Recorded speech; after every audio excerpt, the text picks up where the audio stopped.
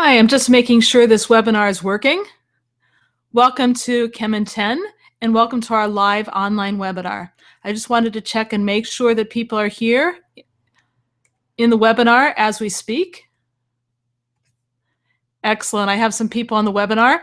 The way to communicate with me is to type questions or even answers in the box if I want to see that you're here. So definitely when you get a chance, make sure that you tell me that you're here.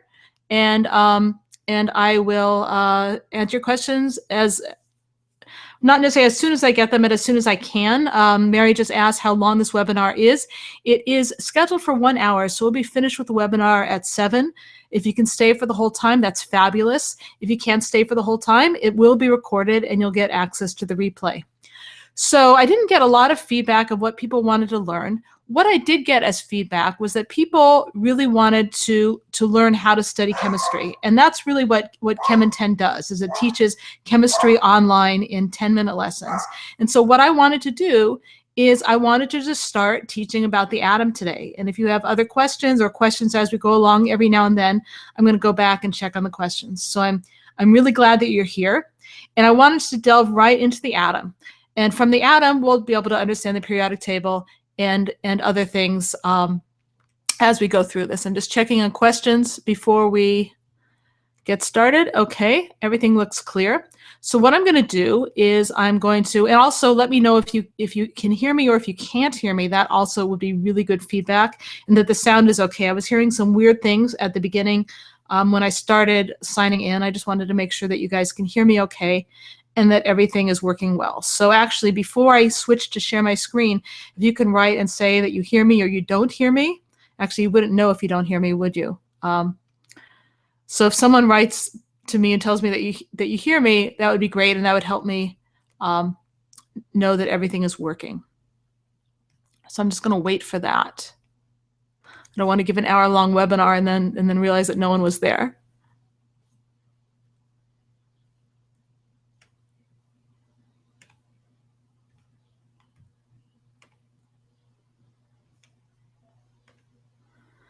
So I am going to also see if I can, let's see, type this on the screen. Let me turn that off. Draw. Okay, so text. The text is going to say, I didn't mean to do that, but can you hear me? I guess I'm not going to try that for now.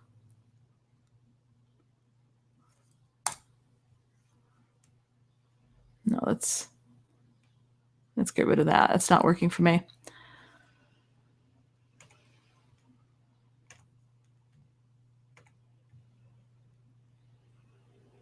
Oh, excellent. Okay, thank you for getting back to me. Terrific. Okay, I wanted to make sure before I did an hour-long webinar, as I said, and no one could hear me. For lack of other input of what you want to learn, let's start from the beginning. And so let's start with atomic theory. What I'm going to do is I am going to share my screen. And so hopefully that will work okay too. And I'm going to share it with this right here.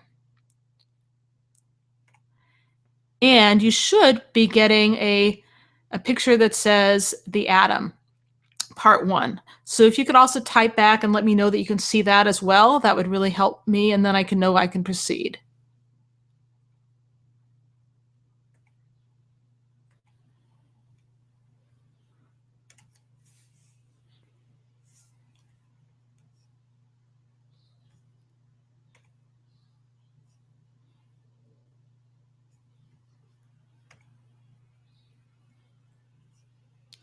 So I want you to just write back and let me know that you can see my PowerPoint, my screen, and then we'll get moving. Yes, thank you. Excellent. Okay, so let's get started. So we're talking about the atom. How do we know what the atom is? We haven't been able to see it really. We could, you need the problem with seeing something as small as an atom is you need something that has a wavelength that's actually smaller than the atom, which is really hard to do, which is really how we see anything, is that the wavelength of light that bounces from the object to our eyes has to be large enough to make out the object that we see, and atoms are really small.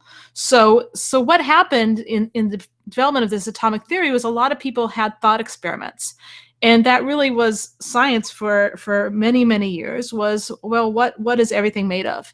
And the very first person to come up with the idea of the atom is this Greek philosopher named Democritus. And along with this teacher, Leucippus, I don't know if I'm pronouncing that correctly, please forgive me, they came up with an idea that matter could not be infinitely divided. At some point, if you kept splitting matter and splitting matter and splitting matter, there'd be some hardcore center that you couldn't divide anymore. And they called that atomos, meaning indivisible. And that's where our name atoms come from, that matter consists of atoms which are indestructible and not divisible. You cannot continue to divide an atom. As we're finding in modern physics, well, that's not necessarily the case, but that's pretty good for someone who lived 400 years before the year zero. Of course, he was not, people did not go with him because he was not popular. You know how we are. The popular theories win and the unpopular theories don't. So even though Democritus had this theory that atoms were small, hard particles, they were made of the same material but were different shapes and sizes, and that they were infinite in number, it didn't really take hold. He was competing with some very famous Greek philosophers, Aristotle and Plato, who believed that matter consisted of the four elements: earth, air, fire, and water. And since they were more highly regarded and more well-known, we believe that for hundreds and hundreds of years, that's what matter consisted of. So it'd take about 2,000 years, and then John Dalton also didn't do experiments. He was an English chemist who came up with his own atomic theory, which generally is pretty much the same way that Democritus said, that matter is made of these tiny indivisible particles called atoms. Remember that no one could see atoms at the time. He said that atoms of the same element were identical and atoms of different elements were different, which is still the case today, which is still what we know about atoms. He said that atoms of different elements combine in whole number ratios to form compounds, and that chemical reactions involve the rearrangement of these atoms. No new atoms were created and no new atoms were destroyed in a chemical reaction. They were just rearranged. And we know that to be true even today. So we're talking about the early 19th century. What he means by whole number ratios are, for example, here we have water is always made up of two hydrogens and oxygen. So any molecule of water, no matter how infinite the molecules of water there are, is always going to have this 2-to-1 hydrogen to oxygen whole number ratio. So that's what he means by whole number ratios. And the other thing he said was that chemical reactions involve the rearrangement of atoms. So again, this is really not a chemical reaction here because hydrogen and oxygen don't really exist in their elemental form. But just to show you, hydrogen and oxygen atoms are rearranged to form water. The more, a better version of this reaction, let me just write this on the screen, is you've got hydrogen, which is a diatomic molecule. So that means it exists bonded to other hydrogen atoms, reacts with oxygen, which is also a diatomic molecule, to make water. Excuse my writing on the screen. I know it's not ideal, but I think it's good enough for government work. Well, I'm not so sure. It's pretty bad on the right side, but you understand. So hydrogen and oxygen make water. So we have hydrogen bonded to itself on the reactant side. Those are the elements that react with each other, the reactants. Hydrogen is a molecule with itself. There are two hydrogens and two oxygens. On the right side, we have water, two hydrogens and one oxygen.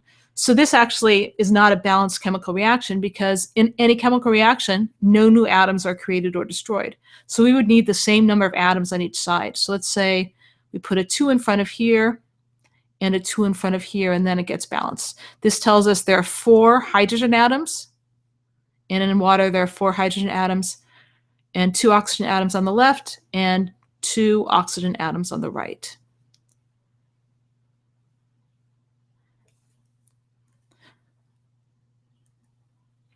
So just I want to make sure that I'm just going to check on questions in the meantime. I'll keep the screen up.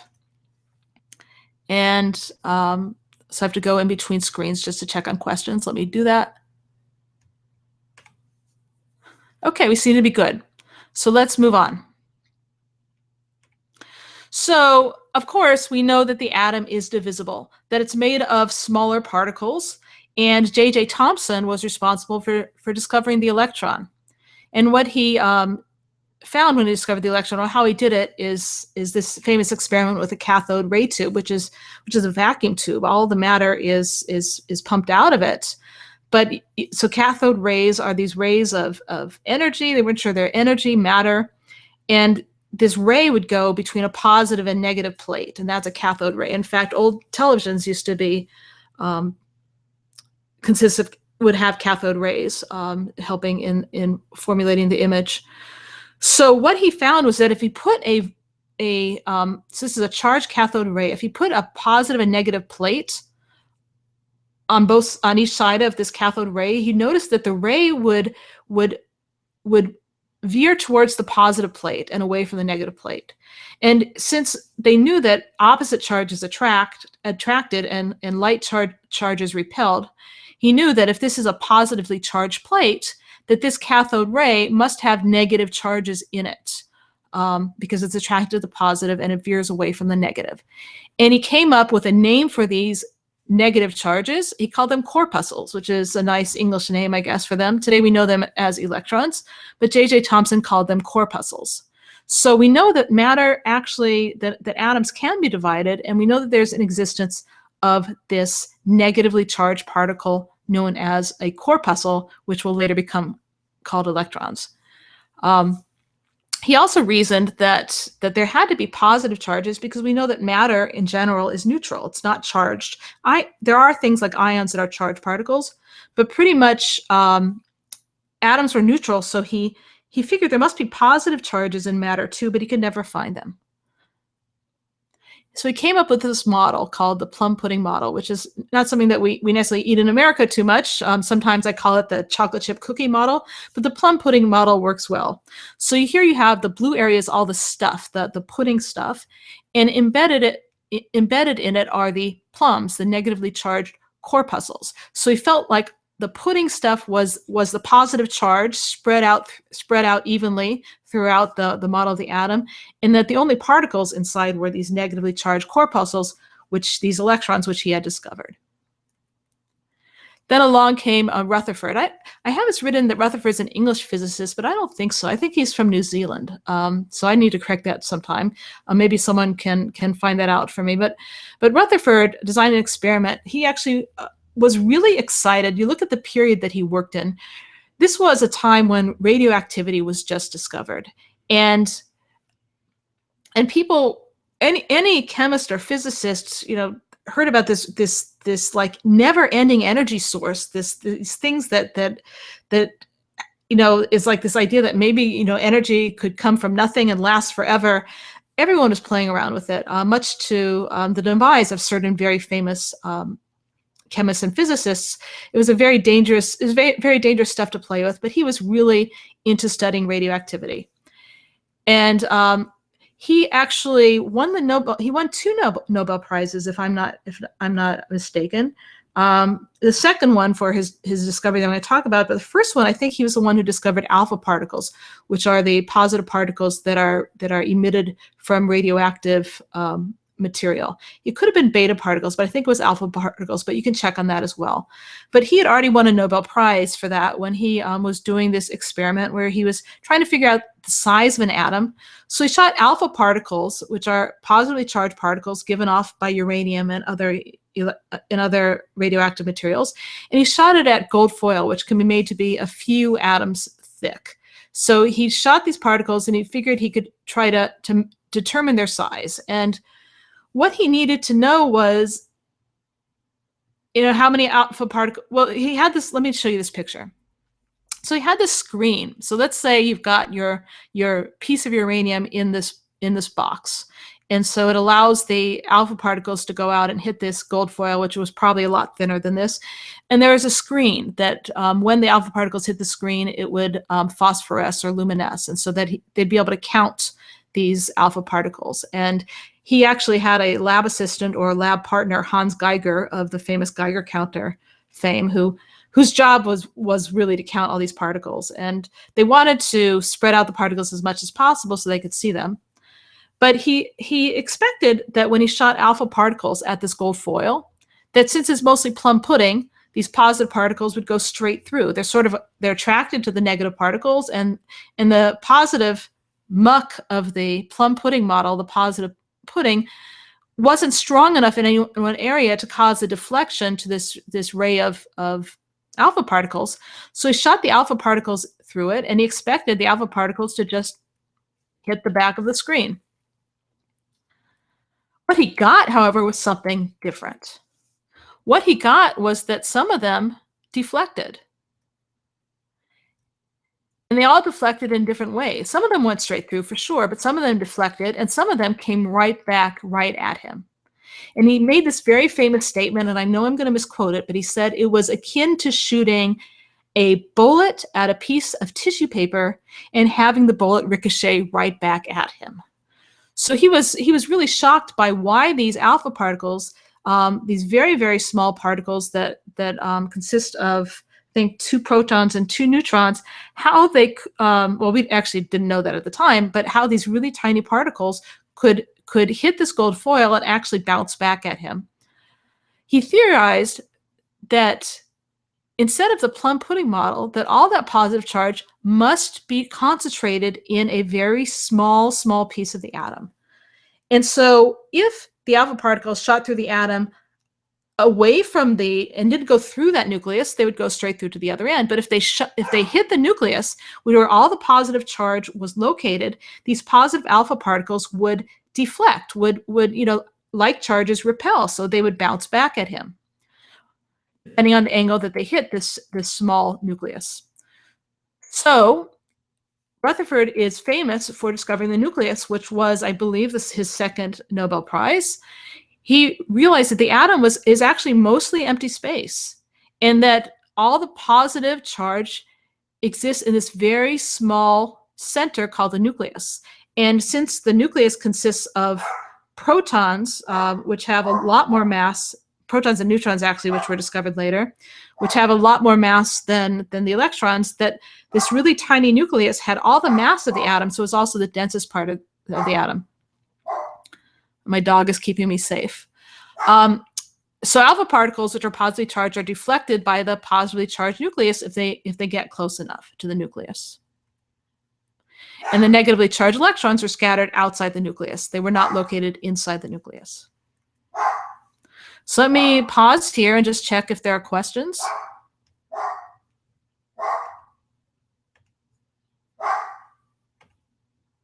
Can't see writing on screen, still on slide 1. Ooh, okay. So let me see what I'm doing wrong. Let me stop the sharing and go back to, thank you for letting me know that. So let me know this. Can you see me right now? Please let me know. I'm going to actually close this thing off.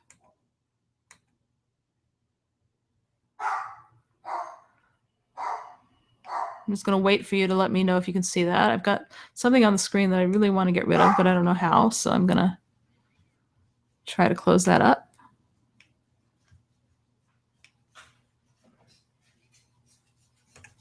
Excellent. Okay. Oh, it is. So some people are saying it's working. Some people are saying it's not working. Excellent. That was a while ago. Okay. So if someone could let me know whether they're seeing me now, and I will pause and wait, and they're seeing me and hearing me, and then we're going to do just a test with the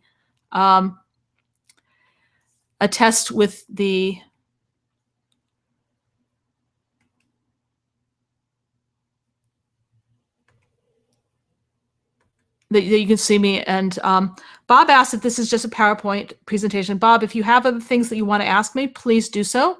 I didn't get a lot of feedback on what people wanted to learn, so I decided to start talking about the atom and start teaching chemistry. If you have other things that you want help with, let me know, and I'd be glad to do that.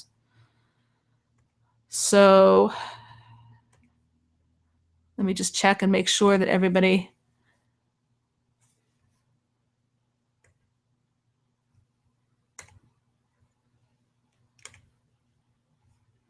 I'm waiting for feedback. Let me know.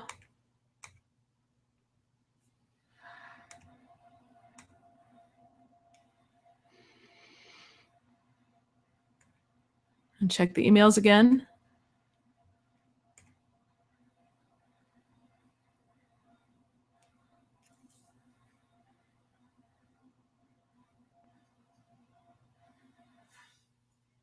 Excellent. Okay.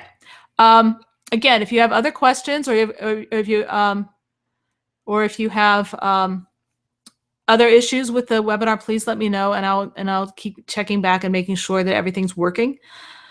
So I'm going to do a screen share again, and I'd like you to write back to see if, before I move on, if you can actually see this, okay? Before I go and continue talking. So I'm going to do the screen share again, and you're going to let me know via email if you can see that I have Niels Bohr on this screen.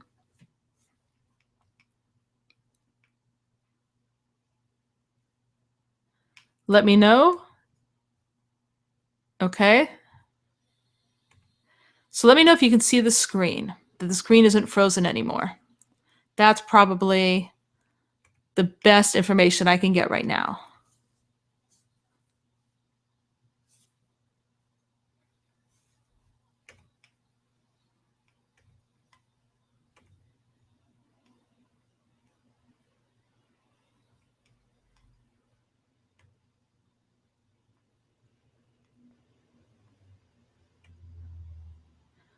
So Denny, also regarding your question, I am getting your emails. So even if there's an error, or maybe you fixed it somehow, I am able to see that. Okay. I don't have feedback that you're seeing my screen. That causes me a little concern. I'm gonna wait. If you can even give me feedback that you're not seeing it, that would help me before I move any more into this.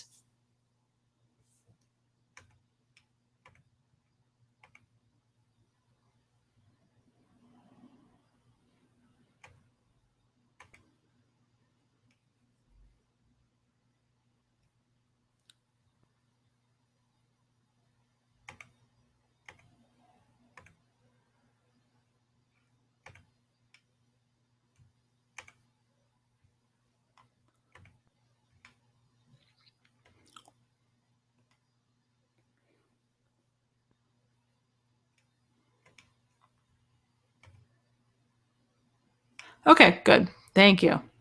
Okay, I got some feedback that we're on. I'm gonna keep checking, but let me move forward. Okay, so let me go here. Okay, so far in our story is that we have this nucleus, this dense positive nucleus.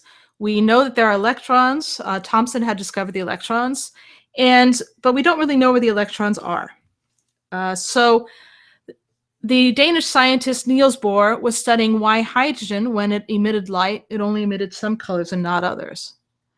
To understand what that means is when we look at white light, like light from the sun, it actually emits the entire rainbow of light. If you see it through a diffraction grating, if you see even on after rain, you can see a rainbow. That continuous color of red, orange, yellow, blue, indigo, and violet is a common of white light, which contains all the colors, but certain elements only emitted certain lights. So here is the way you would look at a diffraction grating of light given off by hydrogen gas. If you looked at that light through a diffraction grating, you'd only get certain bands of color. And so Bohr was attempting to figure out why that is. Why only certain lines of a few distinct frequencies or energies did hydrogen give off only those few bands? And so he proposed that there were distinct energies describing these transitions in hydrogen's electron distribution. So if this is hydrogen, which has this one nucleus in the middle, instead of the electrons being whenever, excuse me for a second, I'm just going to shut my door. My dog doesn't seem to stop barking.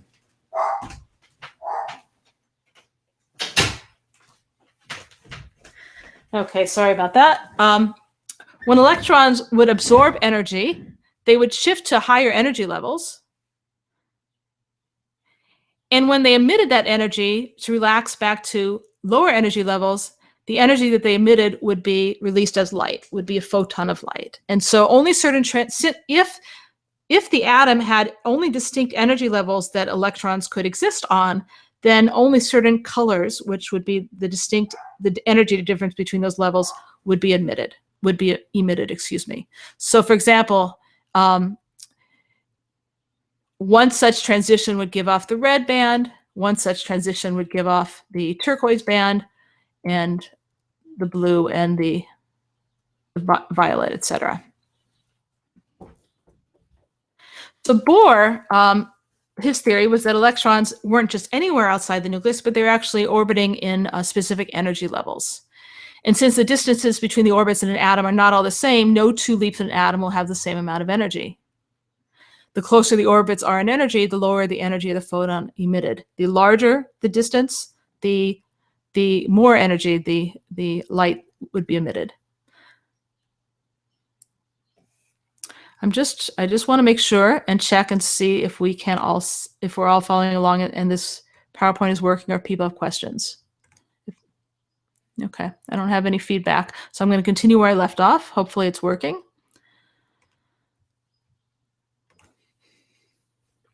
So it was discovered, this was also around the turn of the century, that all waves of electromagnetic spectrum travel at the speed of light, approximately 3 × 10⁸ meters per second. And we know, so let me, before I move on here, we're going to discover what it is about light and energy. We're going to study a little bit about light and energy and solve some problems, and then be able to relate that back to the atom. So here's the wave equation. So it says that the speed of light is equal to its frequency, which is a Greek symbol nu, times the wavelength, which is a Greek symbol lambda. So the speed of light is equal to the frequency of the light times its wavelength.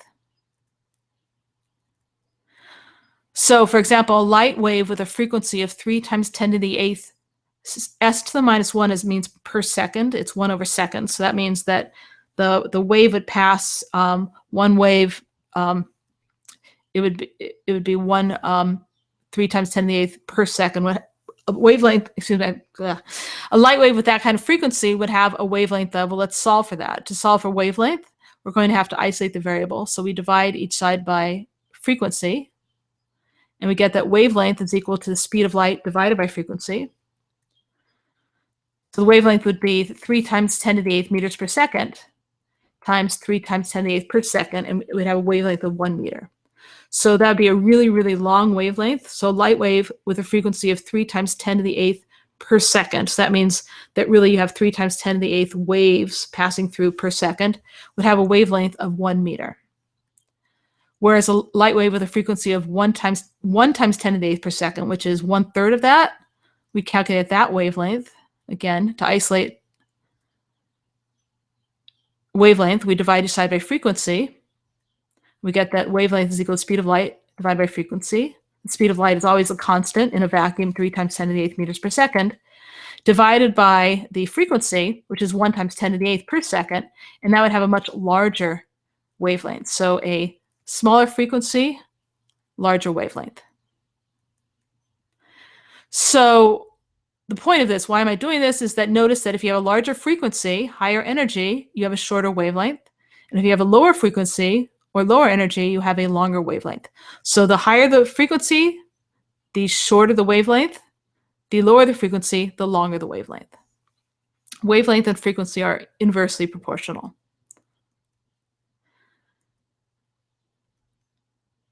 So since the speed of light is a constant, a wave of higher frequency nu must have a shorter wavelength lambda.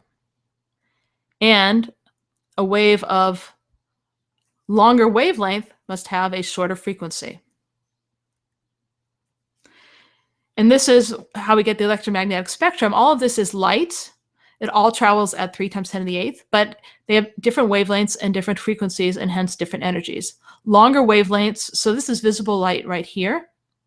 It's invisible light, and below visible light, longer wavelength or lower frequency is going to be infrared, because red is at the bottom of visible light. Infrared and microwaves and TV waves, radio waves have longer wavelengths, smaller frequency. If you go above visible light, the highest color of visible light is violet. So ultraviolet is right above visible light. And then you have X-rays and you have gamma rays. So higher frequency, shorter wavelength as you get higher energy.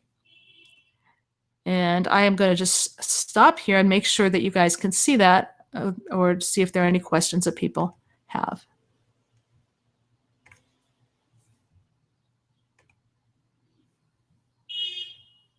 So I got still on Bohr slide. That does not bode well. Okay, I'm going to stop sharing. And I'm back. I'm going to just share this one slide right here. See how that works. Let me share this slide. Share slide, share slide, share slide. Okay, so what I was showing was this electromagnetic spectrum, where here is visible light, and this is all light, but light of different energies and different wavelengths and different frequencies. Lower energy light is below visible light. Visible light is this very small slice of the electromagnetic spectrum. And as you get lower energy, the wavelength gets longer and the frequency gets smaller. You go above visible light, the wavelength gets longer. Excuse me, let me say it again. If you go higher energy, visible light, wavelength gets shorter and the frequency gets larger.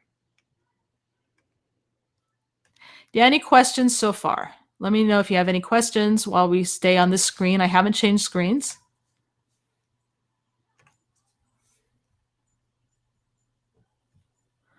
Just going to wait a minute for questions.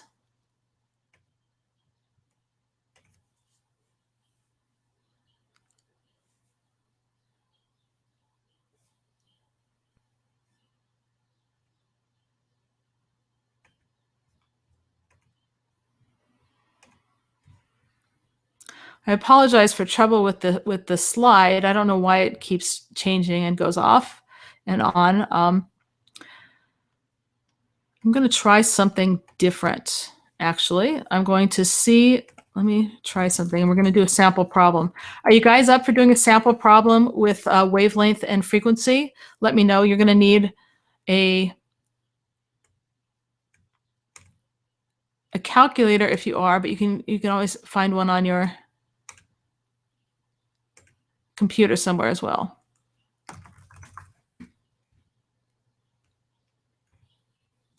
Okay, so I'm going to change what I'm sharing, and I want you to let me know if. So I'm going to stop sharing right now, just a second, and I want you to let me know if you can see the screen that I'm about to share with you once I share it, obviously, and that if I write on it, can you see it? Okay, so let me set this up. Thank you for bearing with me here. Let me see if you can see this. And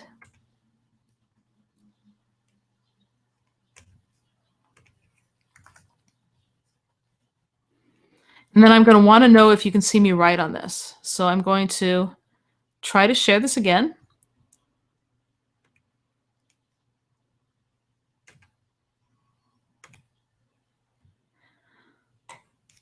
Okay, so I want to see if you can see this screen that says a certain photon of light has a wavelength of 422 nanometers. And if you can see me writing on the screen, can you see me writing on the screen?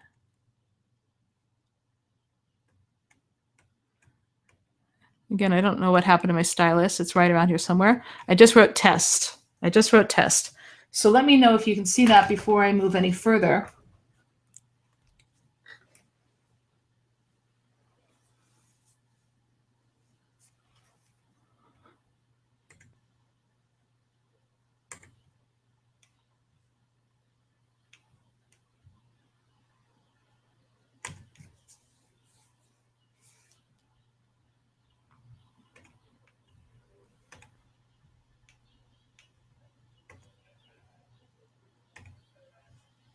So let me know if you can see the screen that I'm sharing that has the word test on it.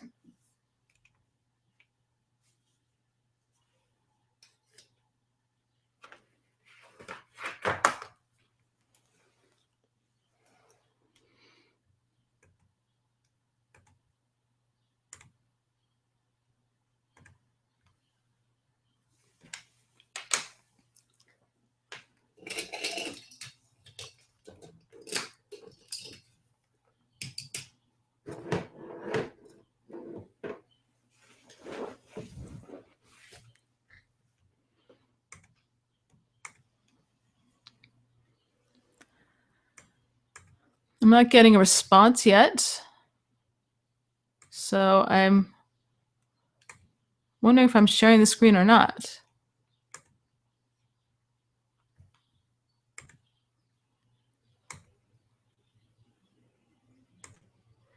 Okay. So I'm gonna try this anyway. So here's a problem. A certain photon of light has a wavelength of 422 nanometers. If you don't know your metric prefixes, in the very first unit on Chem and 10, I have a whole lesson about how to convert among prefixes. But nanometers means 10 to the negative 9 meters. So a nanometer, so 422 nanometers is the same thing as 422 times 10 to the negative 9 meters.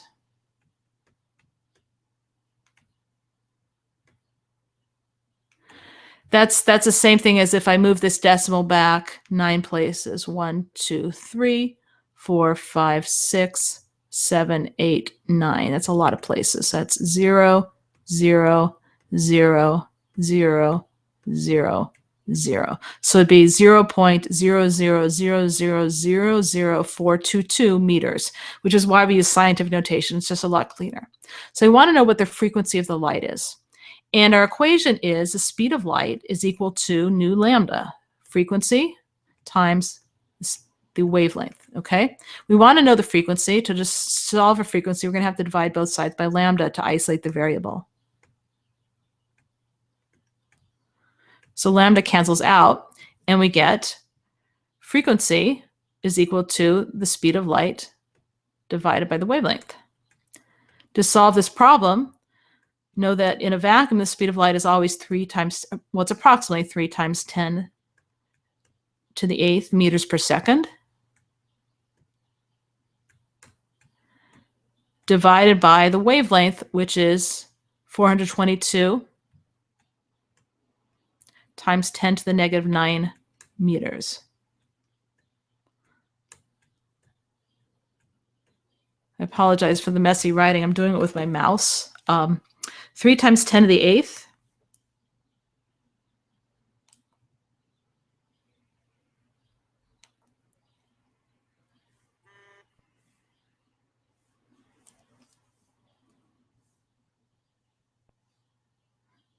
Let me try to do that on my calculator. 3 times 10 to the 8th divided by 422 times 10 to the negative 9. If you get the answer before me, you can definitely put it in the question box and let me know.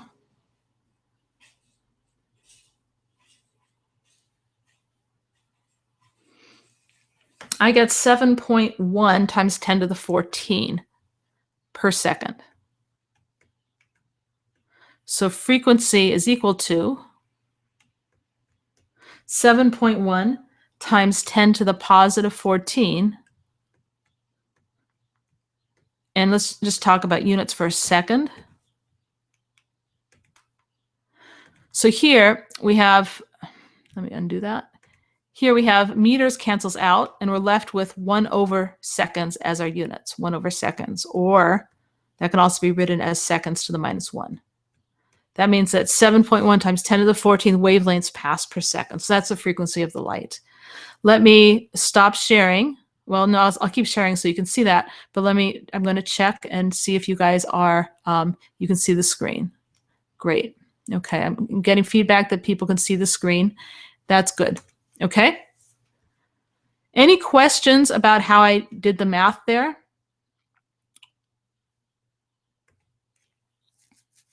Other than how I wrote it so poorly, but you can bear with that.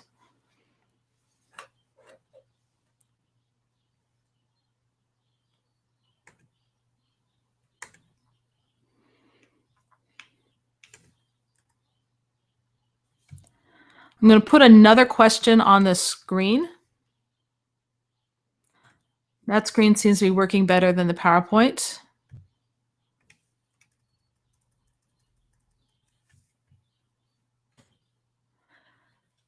The next question is here. What is the wavelength of a photon of light whose frequency is 5.0 times 10 to the 15 hertz? So what I'm doing is I'm introducing a new unit. Hertz is actually a unit to replace the 1 over second. So a hertz.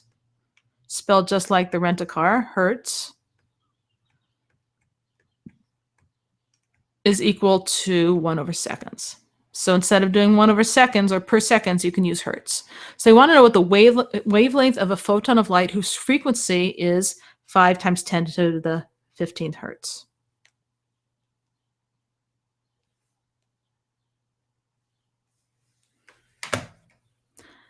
Okay, so we're going to use the same equation. Speed of light is equal to nu lambda.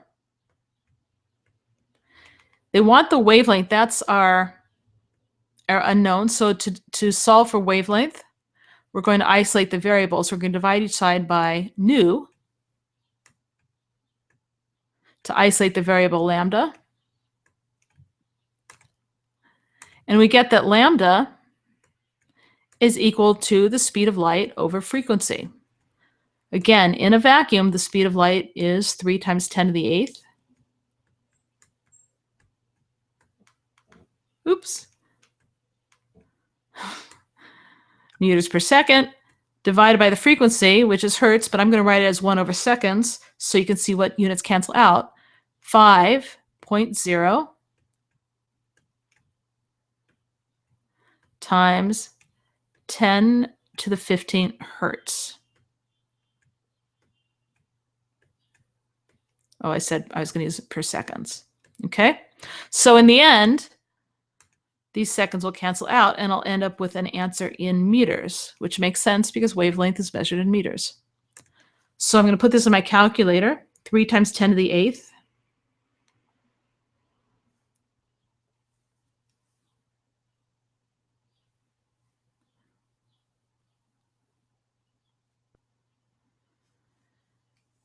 And my calculator is not giving it to me in scientific notation, so I'm going to have to figure it out. But it is 6.0 times 10 to the 1, 2, 3, 4, 5, 6, 7, 8. 10 to the negative 8 meters. Let me know if that's the number that you got. I'm going to check my messages again.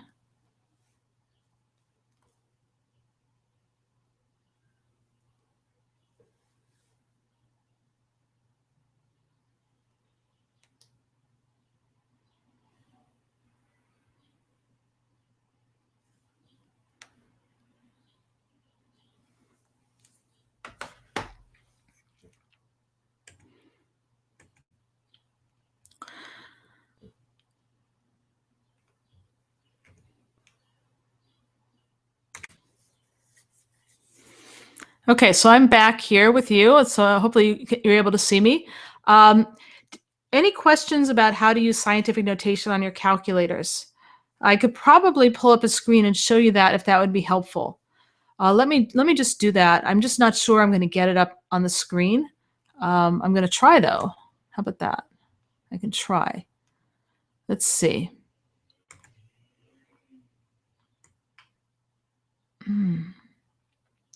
It's not showing my calculator. Let me do this. Let me try doing this on my iPhone. Do you guys see that? Do you all have, when you turn your iPhone sideways, you have your calculator right there. So if I'm taking 3 times 10 to the 8th, so I have to do 10 to the 8th, I'm going to use that EE screen, that EE button, excuse me, right there. So I'm going to put in 3. It's hard to do backwards. I'm going to try it this way. 3. I put in 3. EE8. 3EE8. That's right there. 3EE8. That's 3 times 10 to the 8th. Let me try that. Let me show that to you again. 3.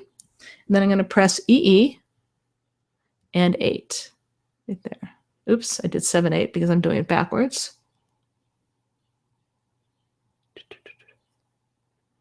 And I don't know how to undo that. 3E8. and it's 3 times 10 to the 8th. And then if I divide it by what were we using before, if I divide it by 5 times 10 to the 15th, I just do divided,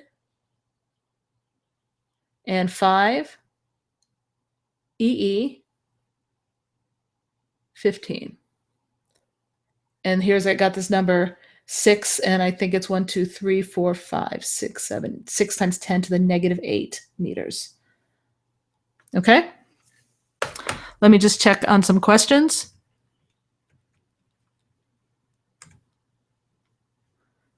Looks like we're good. So we're going to move forward. Okay, so that's a little bit about light. I'm going to go to the screen about where we left off here. So we have this story. We have protons in the nucleus, positive charge in the nucleus. We have electrons outside of the nucleus, and according to Niels Bohr, they're in these energy levels outside the nucleus, and they could only be at certain levels outside the nucleus. So only certain colors of light can be emitted, because electrons the word is quantized. They can only be at certain prescribed levels. They can only sit at certain seats. When you in certain energy levels, when you take an elevator, elevator's quantized. You don't go to the 4.5 floor, you go to the 4th floor, the 5th floor, the 6th floor. The rungs of the ladder are quantized. It's not continuous like white light is continuous every single frequency or every single wavelength. You only have certain ones that are allowed, like certain floors in a building. And so that's why only certain bands of color appear in the spectrum of elements. And this worked for a while. It really actually only worked for hydrogen. As soon as we had an atom that had more than one electron, there were complications, and Bohr's theory didn't work so well. So let me share the screen and see how this works.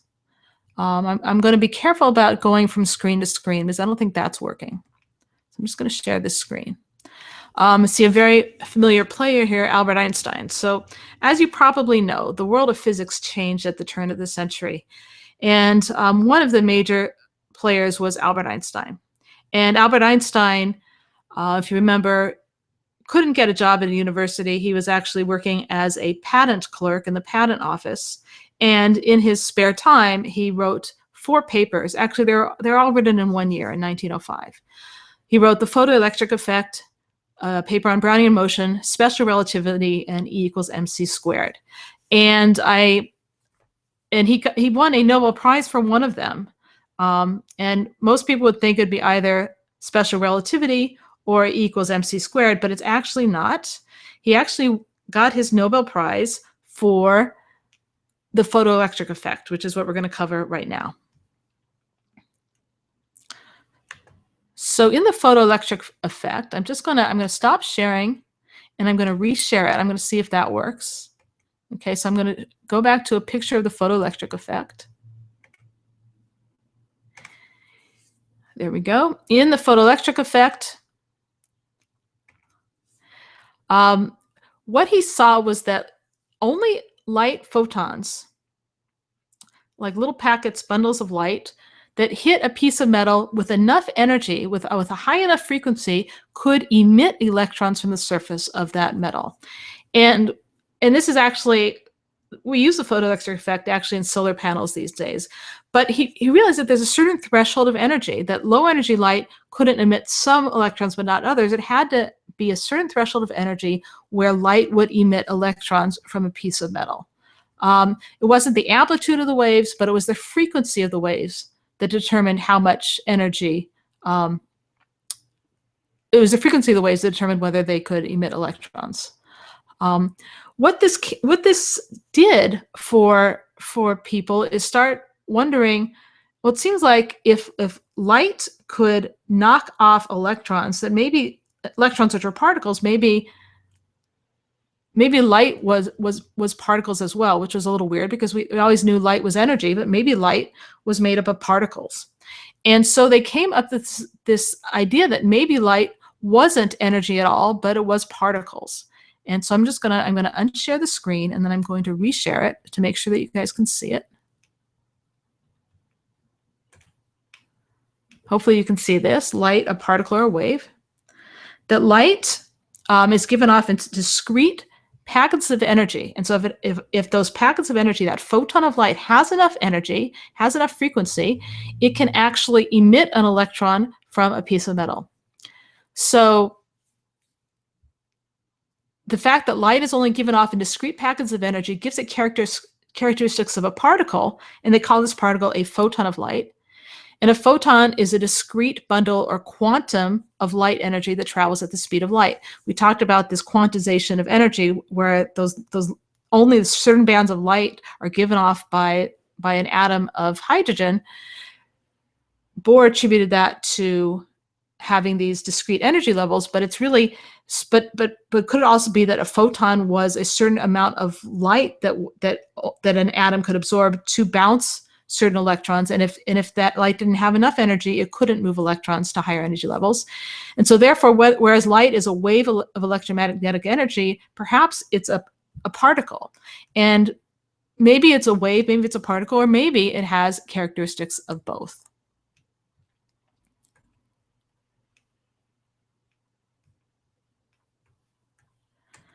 So that's a little bit into the photoelectron effect. Again, I'm not sure that you're going to see the rest of this. I wanted to make sure I checked on your questions. I'm going to go into, I don't know if we're going to have time today. I'm going to stop sharing the screen again. And I'm going to see here. Oops. I'm back. Am I there? Yeah, I think I'm back. So far what we've got into is that many scientists went to discovering what the atom is made of without even really seeing the atom. They found out that it must have this positive center, this nucleus, surrounded by electrons. Bohr said these electrons must travel in orbits. And then they were talking about that light, by absorbing light, these electrons can move to higher energy levels. And when they move to lower energy levels, they emitted colors of certain frequencies. And then with the help of Einstein and the photoelectric effect, they thought, well, maybe light has properties of particles. We're going to talk next time about energy and frequency, which is an important relationship as well, because higher energy light, higher frequency is higher energy light. But we're also going to talk about, well, let's see if light has properties of particles. Maybe electrons, which are particles, have properties of waves, and that's going to get us into quantum theory and quantum mechanics.